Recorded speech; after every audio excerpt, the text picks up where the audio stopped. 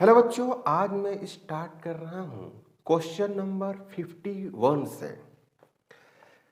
Find the value of the angle of emergence from the prism. Refractive index of glass is √3। तो glass का जो refractive index दिया हुआ है वो √3 दिया हुआ है बच्चों। और एक आपको डायग्राम दिया हुआ है। डायग्राम कुछ इस तरह से है।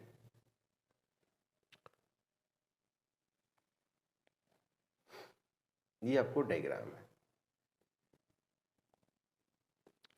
ये जो एंगल दिया हुआ है वो हो गया आपको 60 डिग्री। ये 30 डिग्री होगा, 90 होगा, तो ये वाला होगा जाएगा आपको 30 डिग्री। इतना मालूम है। और इस तरह से नॉर्मली, इस तरह से एक इंसिडेंट रे यहाँ पर इंसिडेंट हुई है, नॉर्मल हुई है, तो ये सीधे आएगी। ओके, और यहाँ पर एक नॉर्मल ऐसे ड्रॉ कर देंगे, ऐसे ऐसे। तो अब ये क्या करेगी, डेंसर से रेयर आ रही है, मतलब कि ग्लास से, ये ग्लास हो गया म्यू ग्लास, ये क्या हो गया, म्यू एयर हो गया। हुआ बच्चों? तो अब इसको आना चाहिए कैसे, ऐसे आना चाहिए, ऐसे। तो ये क्या करेगी, जब डेंसर से रेयर आती है तो नॉर्मल से थोड़ा सा दूर जाएगी, है ना, इस तरह से बन जाएगी। तो इसी एंगल को हम लोग एंगल ऑफ इमरजेंस नाम दिए हुए हैं। तो ये हमको कैलकुलेट करना है। अब देखो बच्चों कि ये हो गया 90, तो ये कितना हो गया 60 हुआ। ये 30 है, ये 90 हो गया, तो ये हो गया 60। तो ये वाला जो एंगल हो गया वो हो गया 30। तो आराम से हम कैलकुलेट कर सकते हैं यहाँ पर। तो यहाँ पर P पॉइंट मान लेते हैं। तो एट P स्नेल्स लॉ का इस्तेमाल करते हैं, स्नेल्स लॉ। तो क्या होगा बच्चों स्नेल्स लॉ, तो साइन आई डिवाइडेड बटे साइन ई इजिकल टू, अब आ रहे हैं कहाँ से, ग्लास से, जा रहे हैं एयर में, ब्रेक करेंगे तो क्या होगा, म्यू एयर डिवाइडेड बटे म्यू ग्लास, ऐसा होगा। तो साइन आई, आई का वैल्यू कितना है, 30 डिग्री है। आई इजिकल टू 30 डिग्री है, तो यहाँ पर लिखेंगे साइन आई, मतलब कि साइन 30 डिग्री डिवाइडेड बटे sine e is equal to, air का वैल्यू क्या रखेंगे 1, और गिलास का वैल्यू कितना है √3। इसको फिर सोल्व करेंगे तो √3 और sine 30 degree is equal to sine e, तो √3 इसका जो वैल्यू होता है बच्चों 1/2 इजिकल टू साइन फिर ई, यानी √3 डिवाइडेड बटे 2 इजिकल टू साइन ई। तो साइन ई इक्वल टू, इसको क्या लिख सकते हैं, इसको यहाँ पर लिखा हुआ है कि √3 डिवाइडेड बटे 2, तो साइन ई का जो वैल्यूज होगा वो साइन 60 डिग्री होगा। तो E इजिकल टू कितना हो गया 60 डिग्री होगा। एंगल ऑफ इमरजेंस 60 डिग्री, यही होगा आपको आंसर। क्लियर है बच्चों? ये अच्छा सवाल है, प्रिज्म का अच्छे क्वेश्चन में से आप कह सकते हैं। क्वेश्चन नंबर 52, अ रे is incident at an angle of incidence I on one surface of a small angle prism with angle of prism capital A and emerges normally from the opposite surface। तो normally जब opposite surface निकलेगी तो angle of emergence क्या हो जाएगा, 0 हो जाएगा। Full stop. If refractive index of material of the prism is mu then the angle of incidence is nearly equal to, ऐसा सवाल है। तो एंगल ऑफ प्रिज्म जो है, पहले बता कि आई इजिकल टू दिया हुआ है एंगल ऑफ इंसिडेंट, ये दे रखा है, ये दिया हुआ है angle of prism, angle of prism दिया हुआ है, और R1 म्यू जो है रिफ्रैक्टिव इंडेक्स दिया हुआ, म्यू रिफ्रैक्टिव इंडेक्स इस तरह का दिया हुआ। तो इस तरह से कोई एक प्रिज्म है ऐसे, और इस तरह से क्या है इंसिडेंट किया होगा ऐसे, ठीक है। तो ये क्या हो गया कि नॉर्मली ही निकल गया यहाँ पर, ये आई है, ओके, और ये क्या है इसी तरह से बाहर निकल गया है ना, देख रहे सीधे बाहर निकल गया।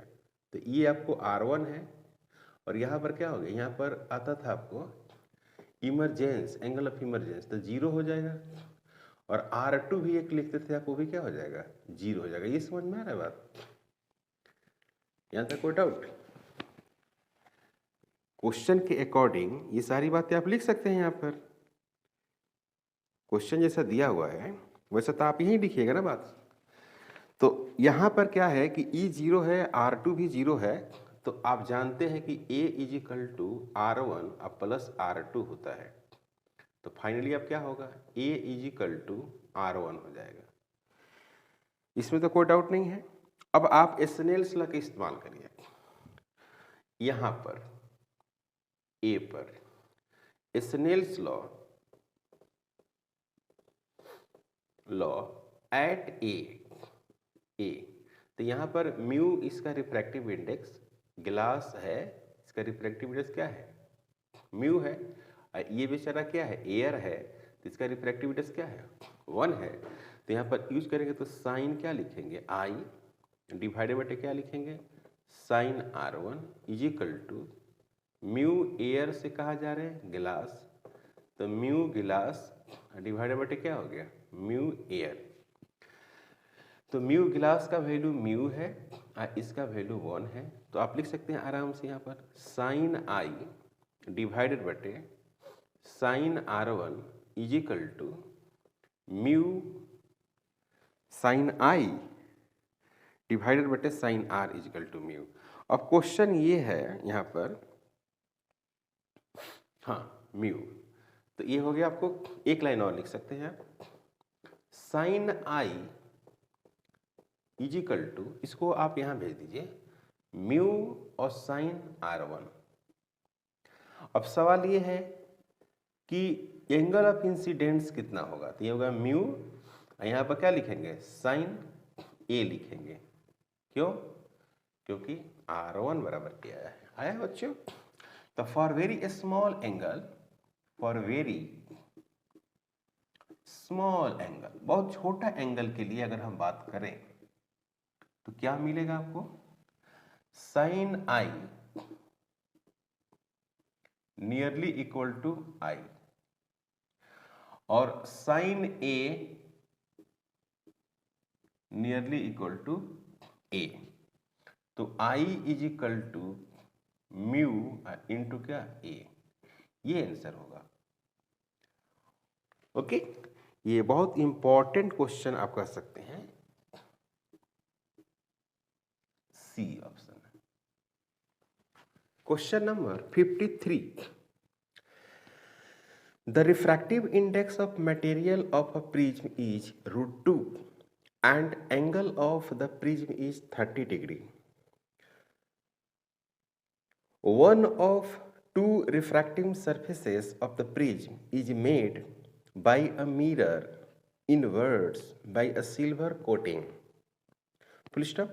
A beam of monochromatic light entering the prism from the other face will retrace its path after the reflection from the silver surface if the angle of incidence on the prism is, मतलब कि आपको calculate करना है आई का value आपको निकालना है। Clear बच्चों, यहाँ पर दिया हुआ है रिफ्रैक्टिव इंडेक्स ऑफ प्रिज्म दिया हुआ है √2 है, और एयर का वैल्यू क्या हो गया 1 हो गया। क्लियर, एंगल ऑफ प्रिज्म बहुत छोटा है, वो दिया हुआ है 30 डिग्री।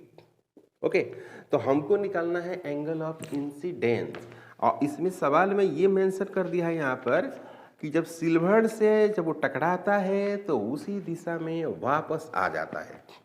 कहने का मतलब ये हुआ कि इस तरह से होगा, एक डायग्राम ऐसे ड्रॉ कर सकते हैं आप, और यहाँ पर इस तरह से सिल्वर्ड किया हुआ है, और ये है ए जो कि 30 डिग्री है, ये दिया हुआ है क्वेश्चन में, और ये जो है यहाँ पर इस तरह से सिल्वर्ड किया हुआ है, ऐसे है ना बच्चों, क्वेश्चन में ही है, सिल्वर्ड किया हुआ है।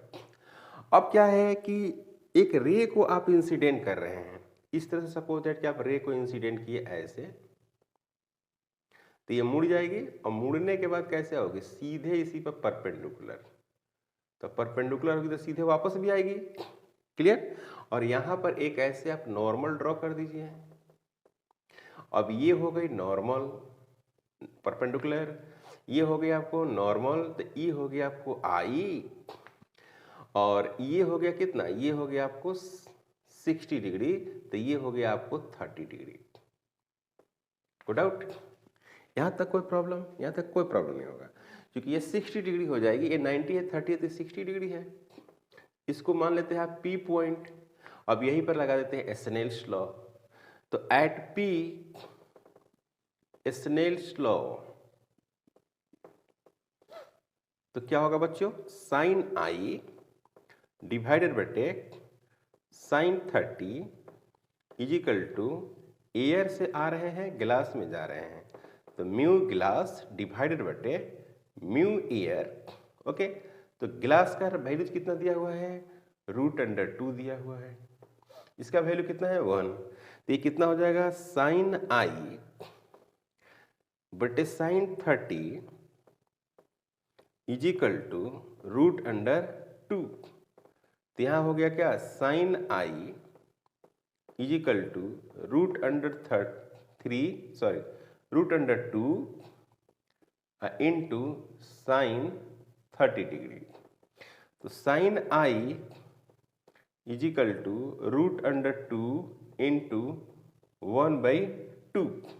अब √2 आप सोल्व करेंगे, यहाँ पर √2 कर दीजिए, ऊपर भी √2 मल्टीप्लाई कर दीजिए, तो नीचे में क्या करना पड़ेगा, 2 √2, तो √2 हो जाएगा, ये कैंसिल हो जाएगा, तो साइन जो आई होगा वो कितना होगा, 1/√2 होगा, तो यहाँ पर क्या मिलेगा बच्चों, जो साइन आई है वो कितना होगा, साइन 45 होगा, तो आई इज इक्वल टू 45 होगा, और यही आंसर होगा।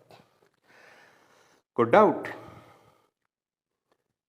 मतलब कि ये आंसर में आपको बी आ रहा है, इंपॉर्टेंट क्वेश्चन है।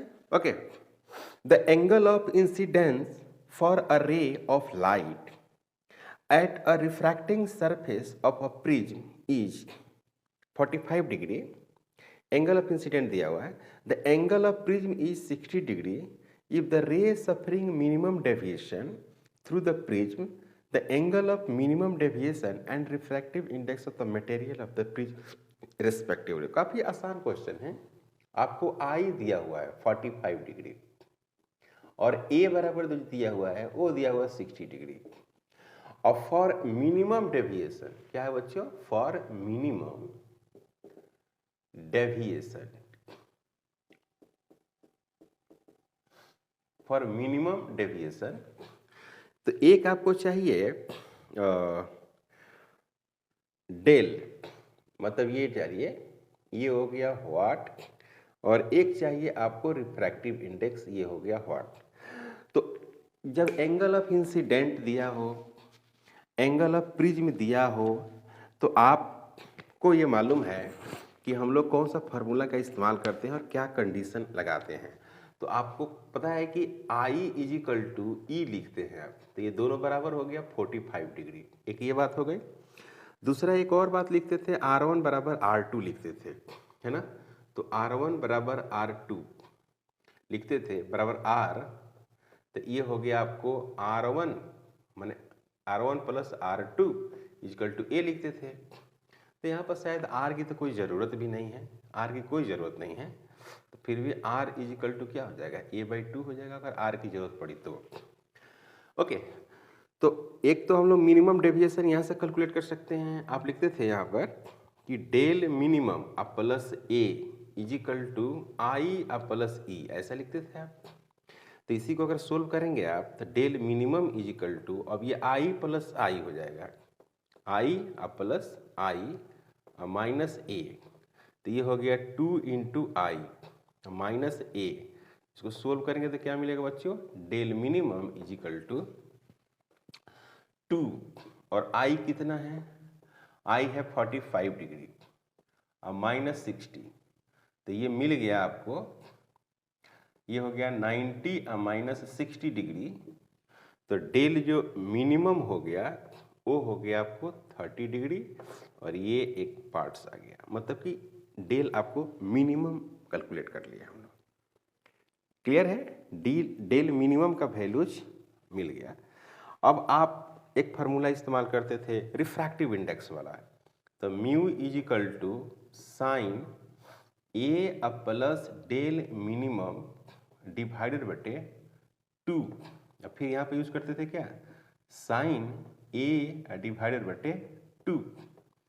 सभी वैल्यू को अगर पुट करेंगे तो आपको कुछ ऐसा मिलेगा, ए इक्वल टू कितना है बच्चों 60 डिग्री, अब प्लस डेल मिनिमम आप कितना लाए हैं 30 डिग्री, तो ये हो गया आपको 30 डिग्री डिवाइडेड बटे 2 डिवाइडेड बटे साइन ए मतलब कि 60 डिग्री डिवाइडेड बटे 2। अब इसको सोल्व करेंगे तो मिलेगा आपको म्यू इक्वल टू, ये 90 हो जाएगा, मतलब कि साइन 90 डिग्री डिवाइडेड बटे 2 और यहाँ पर क्या हो गया साइन 60 डिग्री डिवाइडेड बटे 2 30 डिग्री हो जाएगा, फिर यहाँ पर साइन कितना हो जाएगा 45 डिग्री हो जाएगा और डिवाइडेड बटे कितना होगा साइन 30 डिग्री होगा। तो यहाँ पर क्या हो गया 1 बटे रूट अंडर 2 डिवाइडेड बटे 1 बटे 2, तो यहाँ पर क्या हो गया 2 बटे रूट अंडर 2। अब इसमें क्या करते हैं, थोड़ा कंजुगेट वगैरह करके रिजल्ट कैलकुलेट करते हैं। तो यहाँ पर लिखेंगे 2 रूट अंडर 2, तो नीचे में रूट 2 पहले से था और रूट 2 फिर कर दिए, तो यहाँ पर क्या हो गया 2 रूट अंडर 2 डिवाइडेड बटे 2, कैंसिल हो जाएगा तो बच जाएगा क्या रूट अंडर 2। तो ये किसका वैल्यू है, म्यू का वैल्यू है, तो म्यू का वैल्यू रूट अंडर 2 आ गया। तो आंसर में क्या होगा, आपको आंसर में आएगा 30 डिग्री ओके और रूट अंडर 2 ये आएगा। क्लियर, यही आंसर होगा बच्चों। अच्छा क्वेश्चन है, ऐसा क्वेश्चन पूछता है हमेशा, तो डी में आप ऑप्शन देखेंगे तो आपको मिलेगा। Question number 55, a beam of light consisting of red, green and blue colors is incident on a right angle prism. The refractive index of the material of the prism for the above red, green and blue wavelengths are 1.39, 1.44 and 1.47 respectively. और आपको diagram दिया हुआ है, कुछ terms and condition दिया हुआ है। तो सबसे पहला जो है कि आपको कुछ वैल्यूज दिया हुआ है, जैसे कि रेड का वैल्यू दिया हुआ है, फिर आपको म्यू ग्रीन का वैल्यू दिया हुआ है और फिर म्यू ब्लू का दिया हुआ है। आपको पता है कि रिफ्रैक्टिव इंडेक्स जो होती है वो अलग अलग कलर्स के लिए अलग अलग मान होता है। तो यहाँ पर सबसे जो कम वैल्यू है वो है आपको रेड का 1.39 और उसके बाद है ग्रीन का है 1.44 और उसके बाद है 1.47, ऐसे वैल्यू दिया हुआ है और एक डायग्राम दिया हुआ है, कुछ इस तरह से डायग्राम दिया हुआ है। तो हम क्या करते हैं ना कि डायग्राम को यहाँ पर लिख देते हैं और उसके बाद कैलकुलेशन करेंगे इस तरह से। ये है 45 डिग्री एंगल दिया हुआ है 45 डिग्री ओके, और यहाँ पर जो एक ब्लू लाइट है, फिर यहाँ पर एक ग्रीन लाइट दिया हुआ है, फिर यहाँ पर एक रेड लाइट दिया हुआ है। क्लियर बच्चों? ये है ब्लू, ये है ग्रीन, ये है रेड। इसका नाम ए दिया हुआ है, बी दिया हुआ है और यहाँ सी है। ओके, द प्रिज्म विल, आगे क्वेश्चन में है द प्रिज्म विल, मतलब कि प्रिज्म में आप क्या दिखाई आपको दे रहा है। तो सबसे पहला जो हम लोग काम करेंगे यहाँ पर, कुछ रिफ्रैक्टिव इंडेक्स से रिलेटेड हम लोग वर्क करेंगे। ठीक है, तो हम लोग क्या करना है यहाँ पर कि जो टोटल इंटरनल रिफ्लेक्शन है, टोटल इंटरनल रिफ्लेक्शन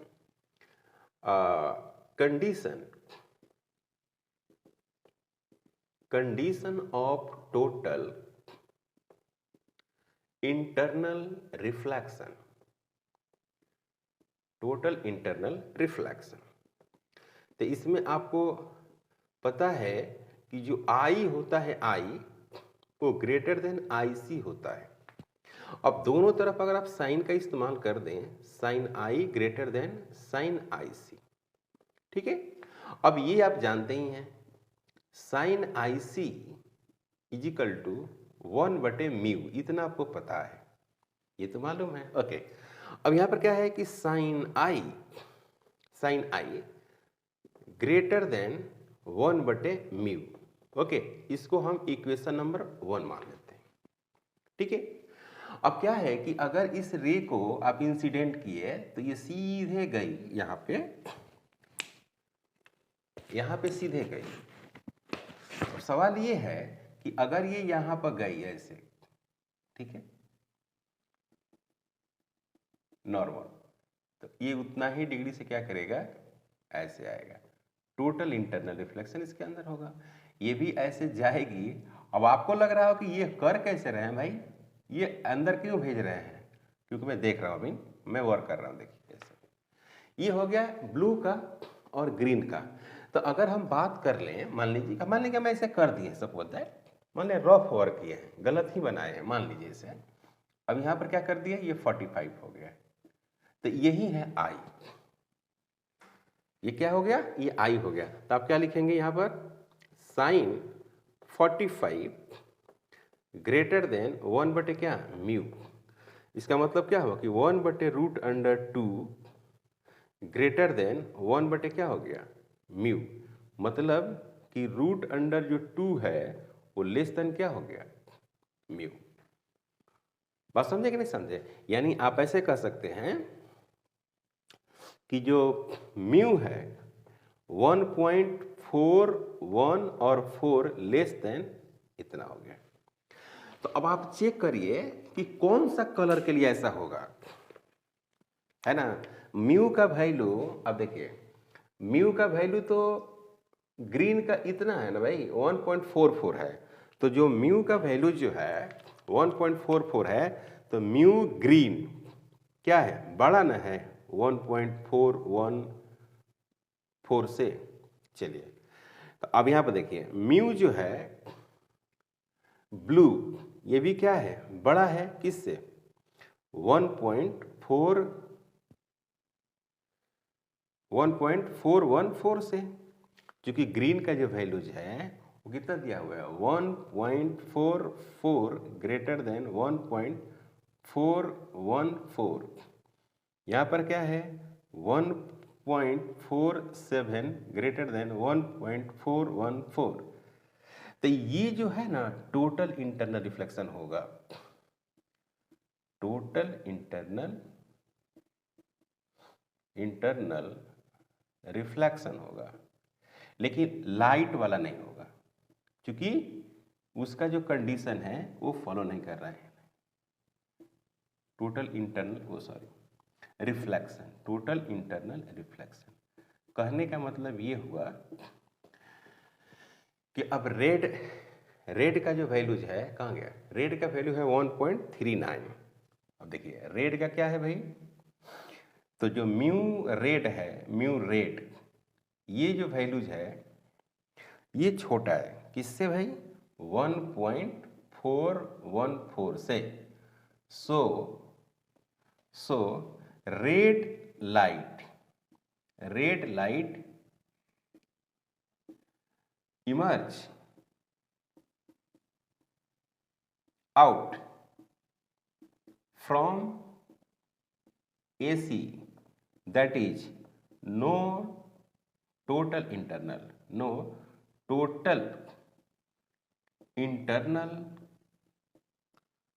reflection.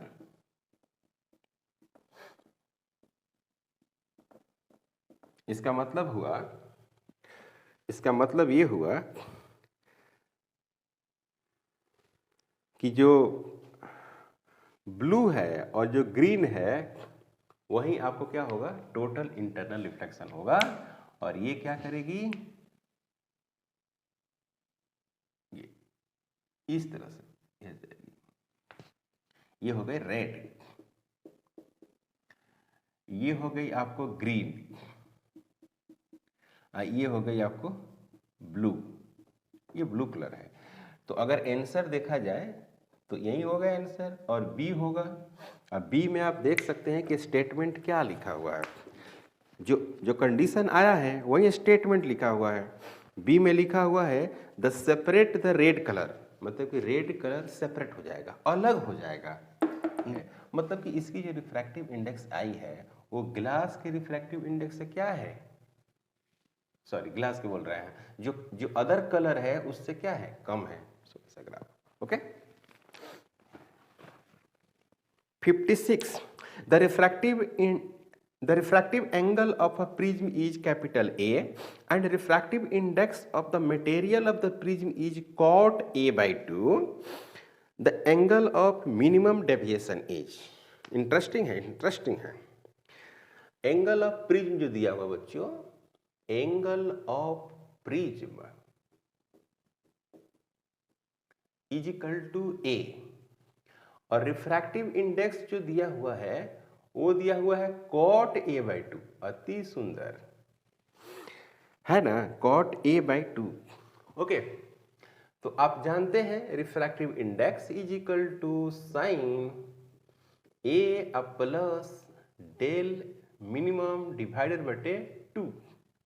और यहां पर क्या लिखते हैं बच्चों, साइन ए बाई 2। कोई प्रॉब्लम नहीं। तो यहां पर क्या लिखा हुआ है,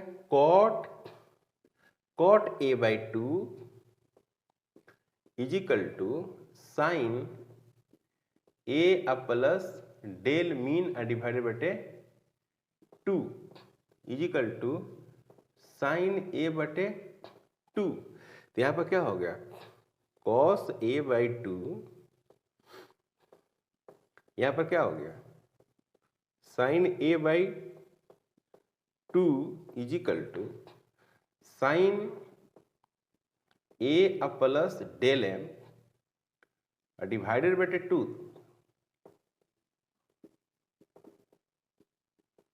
ए बटे 2। ओके, अब यहां पर देखो बच्चों, कॉस ए बाई 2 मैथ है, यहां पर क्या हो गया, sine A plus del M divided बटे 2। और इसको सोल्व करेंगे इसको, तो क्या लिखेंगे, साइन 90 माइनस ए बटे 2 is equal to sine A plus del M divided बटे 2।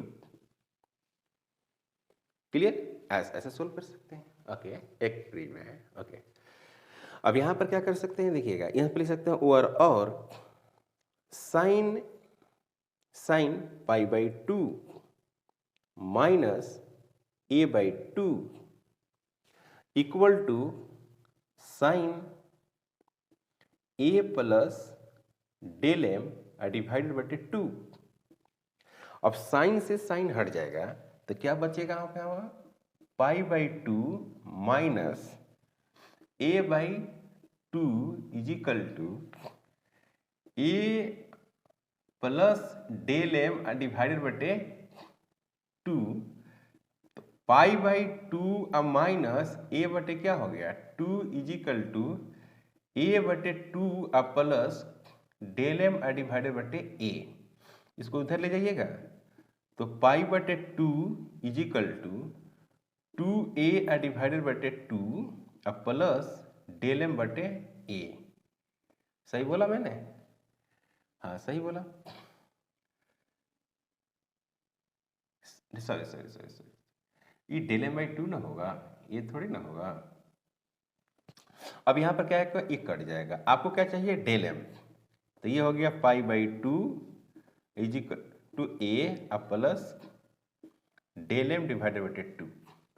हाँ डेल एम चाहिए हमको, है ना भाई। तो इसको सोल्व करिएगा तो क्या मिलेगा, pi by 2 is equal to 2a plus del M divided by कितना 2, तो ये 2 से 2 हट जाएगा, तो pi minus 2a is equal to del M होगा, यही हो गया del M is equal to pi minus 2a, यही हो गया आंसर। आंसर हो गया बच्चों ये। तो आपको ऑप्शन में इस तरह से लिखा हुआ है, del M is equal to 180 degree में लिखा हुआ है, पाई इज इक्वल टू 180 होता है इंटू 2a, यही हो गया आंसर। और ऑप्शन अगर आप देखेंगे तो आपको मिलेगा डी ऑप्शन करेक्ट।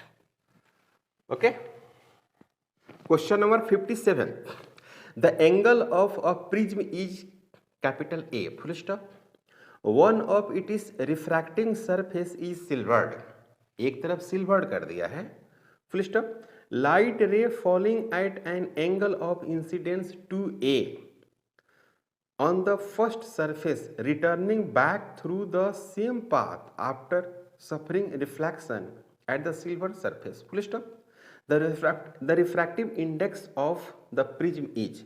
तो सबसे पहली बात यहाँ पर ये है कि एयर का क्या हो जाएगा 1, अब प्रिज्म मतलब ग्लास मान लेते हैं, तो ये दिया हुआ है म्यू, ए बराबर क्या दिया हुआ बच्चों, angle of prism, angle of prism, okay. और I बराबर क्या दिया हुआ है 2a, और ये क्या है एंगल ऑफ इंसिडेंट दिया हुआ है, एंगल ऑफ इंसिडेंट। तो ये एक तरह का मैथ का है क्वेश्चन, एक तरह से कह सकती हैं। सिर्फ डायग्राम आपको अगर आप बना देती हैं तो ये सवाल आपको 90% बन जाएगा, इसमें कोई ज़्यादा कठिनाई नहीं है, ठीक है ना। तो क्वेश्चन नंबर 50 जो 7 क्वेश्चन है, इसका अगर हम डायग्राम की बात करें तो कुछ ऐसा डायग्राम बनेगा।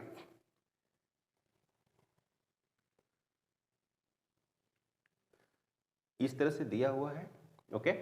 और यहां पर कह रहा है कि सिल्वर्ड कर दिए, सिल्वर्ड का मतलब ये हो गया कि ये प्लेन मिरर है, और प्लेन मिरर में जो रे है वो उधरे ट्रेस हो जाएगी। वो कैसे ट्रेस होगी आपको पता ही है कि जब वो पैरेलल जाए, मतलब सॉरी परपेंडिकुलर जब इस पर इंसिडेंट होगी, इस पर देखो इंसिडेंट होगी परपेंडिकुलर, थोड़ा सा आप इसको थोड़ा सा और बेंड करिए थोड़ा सा, तो ये हो गया आपको परपेंडिकुलर, तो इसी पर गई है और फिर इसी पर वापस भी आई है ना बच्चों। तो ये हो गया आपका परपेंडिकुलर 90। ये वाला जो एंगल है बच्चों, ये वाला एंगल वो ए दिया हुआ है, तो अब आप सोचिए कि ये 90 डिग्री है, तो ई वाला एंगल कितना हो जाएगा, ई हो जाएगा आपको 90 माइनस ए हो जाएगा, कोई प्रॉब्लम। और यहाँ पर एक इस तरह से क्या है नॉर्मल है ऐसे, ये कह रहा है कि ये जो एंगल है इंसिडेंट ये 2a है, यहाँ तक कोई प्रॉब्लम, यहाँ तक कोई प्रॉब्लम नहीं है, ओके। तो ये हो गया 2a। अब ये वाला जो एंगल है अभी पूरा 90 है, यहाँ से यहाँ तक 90 में से a है, तो ये पक्का a होगा, कोई प्रॉब्लम नहीं है इसमें। अब इसमें करना क्या है, कुछ नहीं, ये स्नेल्स लॉ लगा देते हैं, कौन सा बन गया, इसको P पॉइंट मान लीजिए। अब इसी में वापस भी आया है, तो at point A from Snell's law, from Snell's law, क्या लिखेंगे बच्चों, स्नेल्स लॉ। इसमें लिखने की जरूरत नहीं है, आप सोच लो भाई कि इस सरफेस पर जाई गई है, टकरा के वापस आ गई है, हो गया आंसर। और क्या, तो साइन आई बोले तो 2a, क्लियर, और साइन ए, ओके। यहां पर क्या होगा बच्चों, यहाँ पर लिखेंगे क्या, साइन ए हो गया। और कहाँ से जा रहे हैं, एयर से गिलास, क्या लिखते हैं इसको, म्यू गिलास बटे mu air is equal to mu divided बटे 1 इजिकल टू म्यू। कोई प्रॉब्लम, यहाँ तक कोई प्रॉब्लम नहीं, यहाँ तक कोई प्रॉब्लम नहीं है। इसको ब्रेक कर सकते हो, इसको आप ब्रेक करते हैं ना, साइन 2 थीटा को 2 sign A into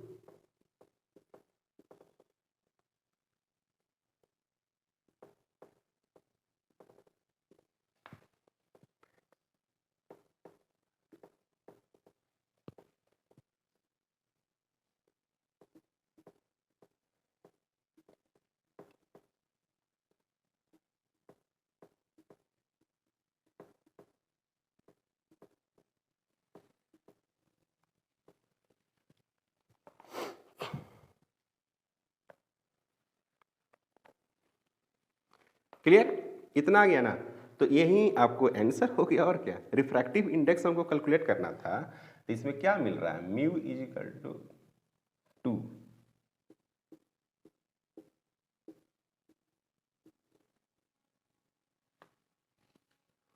mu is equal to 2 cos a, यही आंसर होगा। और ऑप्शन अगर आप देखेंगे तो आपको बी ऑप्शन करेक्ट मिलेगा। क्लियर, यहां तक कोई डाउट।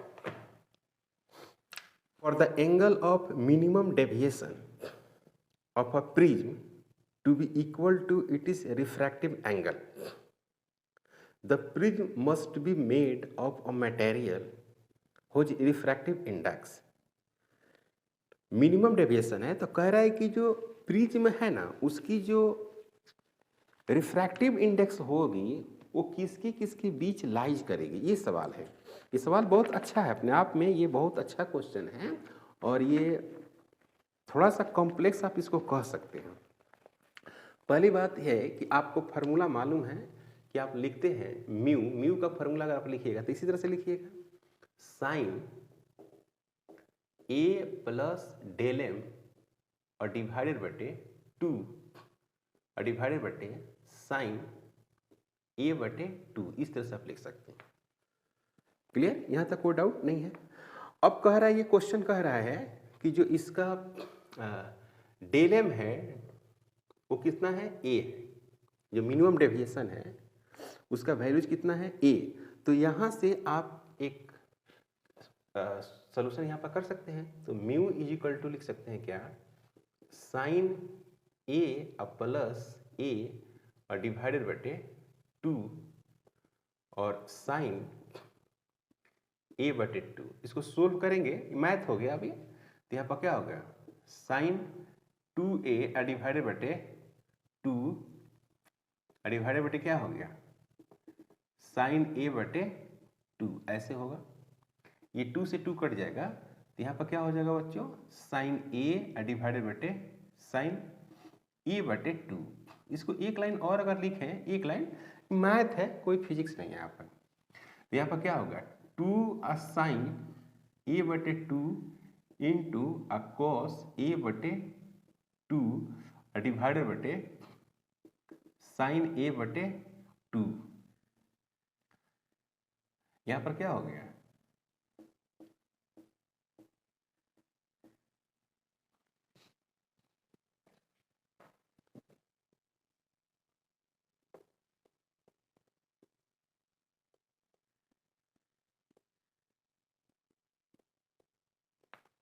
म्यू बराबर आ गया आपको 2 कॉस ए बटे 2, यहाँ पर आ गया, एक फार्मूला बन गया। अब ये आप जानते ही हैं कि del equal to, del minimum is equal to i plus e minus a लिखते हैं, ऐसे लिखते हैं। तो अब यहाँ पे for minimum deviation, for minimum deviation अगर बात करें, फॉर मिनिमम डेविएशन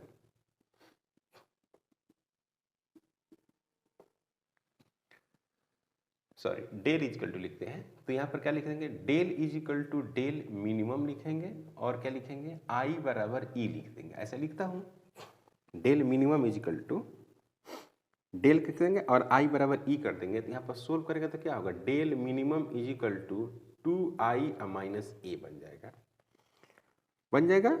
और यहाँ पर डेल मिनिमम अगर हम i यहाँ पर निकाल दें तो क्या बनेगा, i इजिकल टू ये यहाँ चला जाएगा तो del minimum plus A divided by कितना मिल जाएगा 2। ये तो आप जानते भी हैं, इस तरह से इक्वेशन को आपको मालूम है। तो i इजिकल टू होगा, ये भी है a, क्वेश्चन में दिया हुआ है, ये भी है a डिवाइडेड बाय 2, तो ये हो गया 2a डिवाइडेड बाय 2, 2 से 2 कट जाएगा तो बच जाएगा a। क्या बनेगा a। तो i इजिकल टू क्या मिलेगा बच्चों, a। तो i इजिकल टू आपको मिल गया a, ठीक है। और डेल एम आपको गिवन है a।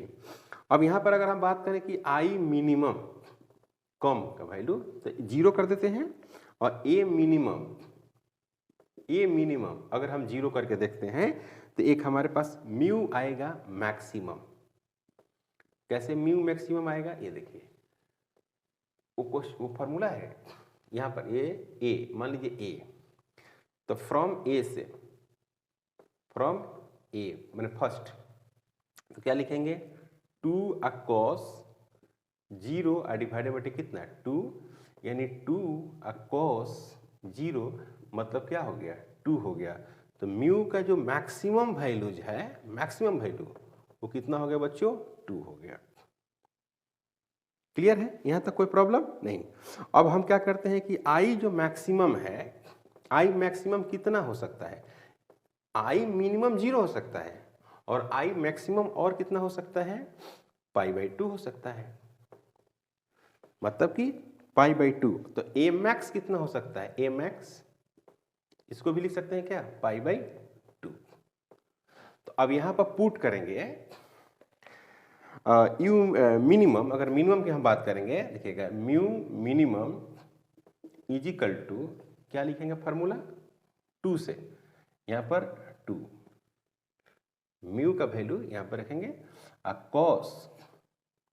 कॉस कितना रखेंगे पाई बाई 2, अब पहले से क्या था 2 यानी पाई बाई 4, तो यहाँ पर लिखेंगे 2 इंटू कॉस पाई बटे 4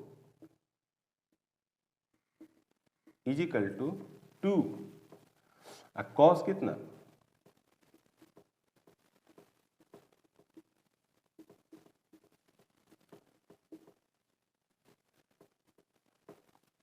2। अब यहाँ पर क्या हो गया, इसको 2 कर दीजिए और √2 कर दीजिए, नीचे में क्या कर दीजिए √2 कर दीजिए, पहले से √2 है एक, तो ये कट जाएगा, यहाँ पर हो जाएगा √2। तो म्यू जो मिनिमम होगा वो कितना हो जाएगा √2 होगा। तो मैक्सिमम कितना आ रहा है 2 आ रहा है, और म्यू जो मिनिमम आ रहा है वो कितना आ रहा है √2 आ रहा है। तो refractive index lies between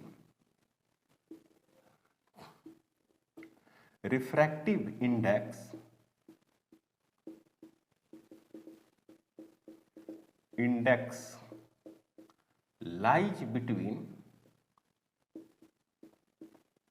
√2 and 2, इस तरह से, मतलब कि म्यू का जो वैल्यूज है इसी के बीच होगा, उतना बराबर होगा, यहां पर हो गया इस तरह से, ऐसे मैंने √2 से बड़ा या उसके बराबर मिनिमम में √2 हो जाएगा और मैक्सिमम में ये वैल्यूज होगा। कहने का मतलब है कि इसका आंसर अगर देखा जाए बच्चों तो इस तरह से कुछ सवाल है, क्या ऑप्शन में आपको दिया हुआ है बी ऑप्शन इसका करेक्ट है। बहुत अच्छा सवाल है, okay. A ray of light is incident on a 60-degree prism at minimum deviation. The angle of refraction at the first phase, incident phase of the prism is, मतलब कि आपको angle of refraction निकालना है, not incident, जबकि angle of incident light on a 60-degree prism दिया हुआ है, okay. तो काफ़ी सिंपल क्वेश्चन है, ये कठिन क्वेश्चन नहीं है। आप डायग्राम बनाइए और सोल्व कीजिए, आंसर हो जाएगा। तो इसमें क्या है कि a बराबर आपको दिया हुआ है 60 डिग्री दिया हुआ है, आपको पता ही है कि मिनिमम डेविएशन के लिए कंडीशन हम लोग क्या लिखते थे, R1 बराबर R2 बराबर R लिखते थे। तो R1 प्लस R2 बराबर A होता है। तो यहाँ पर क्या हो जाएगा, 2R इजिकल टू A हो जाएगा। तो R इजिकल टू A बटे कितना हो गया बच्चों, 2 हो गया। तो यानी 60 डिवाइडेड बटे 2, तो ये हो गया आपको कितना, 30 डिग्री आ गया।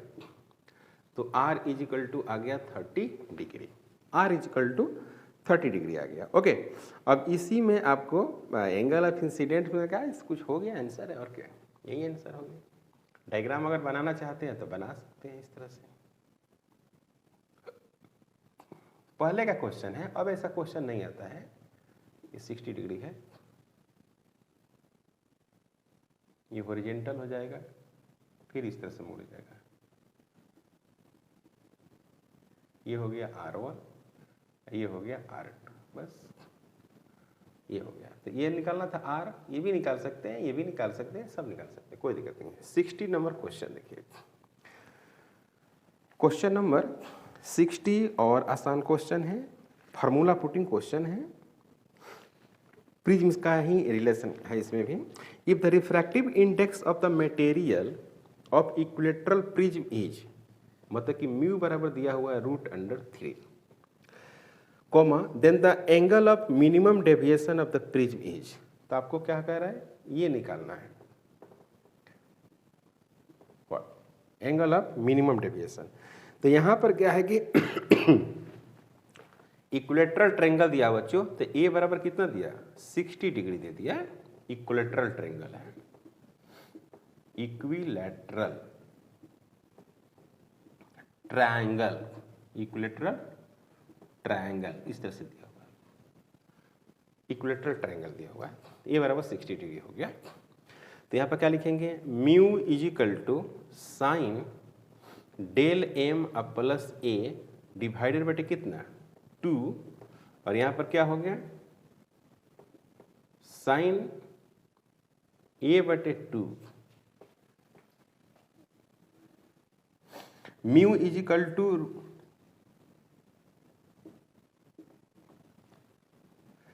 √3 आ गया, और यहां पर क्या हो गया,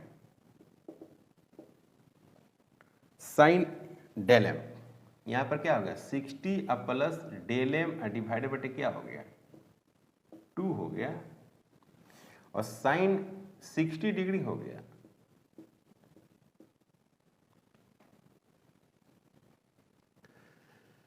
ओके, अब इसको सोल्व करना है तो इसको थोड़ा सा और थोड़ा आगे बढ़ा दीजिए। ये साइन 30 डिग्री होगा,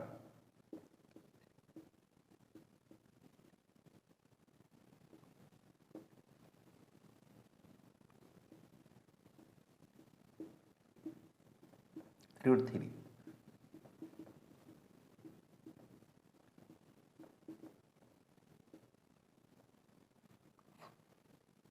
sixty plus del M divided बटे 2, ऐसे। यहाँ पर क्या होगा, √3 डिवाइडेड बटे 2 is equal to sine 60 degree plus del M divided बटे 2 हो गई। अब यहाँ पर क्या हो गया, sine 60 degree, sine 60 degree plus del M divided बटे कितना, 2, ऐसे हो गया। तो यहाँ पर क्या होगा, 60 degree is equal to 60 degree plus del M divided बटे कितना, 2। इसको यहाँ लाएंगे तो 120 डिग्री हो जाएगा, 60 डिग्री प्लस डेल एम, तो 60 यानी 120 degree minus 60 degree is equal to del M. तो डेल एम इजिकल टू कितना हो गया, 60 डिग्री, यही आंसर हो गया, है ना बच्चों। ये 60 डिग्री आपको ऑप्शन में है, ए ऑप्शन है। ओके, तो आज हम लोग क्वेश्चन नंबर 60 तक सोल्व किए।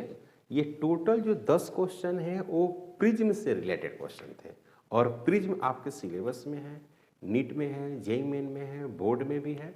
तो उसके लिए ये बहुत इंपॉर्टेंट कंसेप्ट है। पहले आप क्वेश्चन को पढ़िए, ट्राई करिए, समझ में नहीं आए तो आप वीडियो को देखिए। चैनल पर नए हैं तो सब्सक्राइब करिए, लाइक करिए, शेयर करिए। Thank you.